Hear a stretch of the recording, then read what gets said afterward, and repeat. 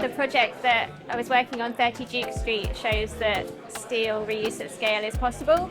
And we've learnt a whole load of lessons along the way. It'd be great to learn and capitalise on those lessons as we go into future projects. And I think, we'll definitely be more prepared for steel reuse in the future. If we are going to encourage people to reuse steel much more, we need to have this information to hand at a much earlier stage, because early decision making is so vital. I think designers are really well placed to drive reuse on a project. It's beneficial to have us on board at the early stages. I think that's where we can really drive reuse and see the potential in existing buildings for reuse and the materials that we could use and advise clients right from the start of projects.